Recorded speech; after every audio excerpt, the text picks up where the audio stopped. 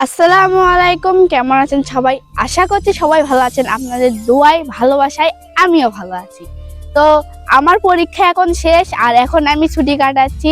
আর এই কয়দিন আমার মাথায় অনেক চাপ ছিল, যে কারণে আমি কোনো ভিডিও বানাতে পারিনি। মানে পড়াশোনা করতে হচ্ছে, পরীক্ষা দিছি আর পরীক্ষা শেষ।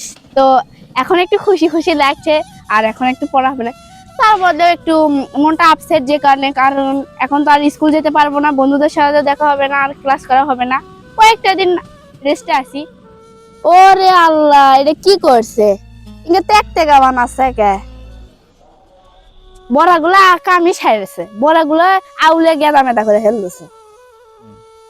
পরীক্ষা আসলে মাথায় কতটা চাপ থাকে, যারা পরীক্ষা দেয় তারাই খুব ভালো করে জানে। আসলে পড়া চাপ, দিন রাত 24 ঘন্টা খালি বস থেকে পড়াগুলো মুখস্থ করা লাগে, সেটা আবার পরীক্ষা দিয়ে লেখা লাগে। আর এখন তো ছুটি, তারাই জানিচ্ছে পরীক্ষা দেওয়ার পর ছুটি পেলে কি মজা, কি আনন্দ।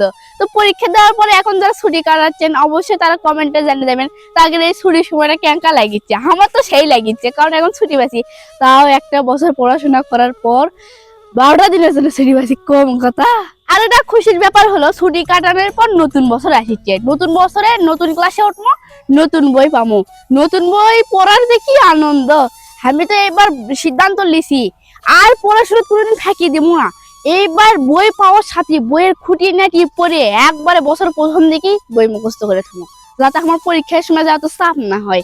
তো এবারের পরীক্ষাটা আমার অনেক ভালো গেছে। আপনারা দোয়া করবেন আমার রেজাল্টটা যাতে না বেশি ভালো আসে, কারণ রেজাল্টও দিবি কয়েকদিন পর, দেরি আছে রেজাল্ট আনবে যাবো।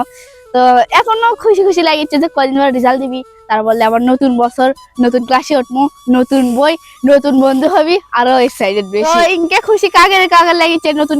আপনারা এবার কোন ক্লাসে উঠবেন তা অবশ্যই কমেন্ট করে জানিয়ে যাবেন।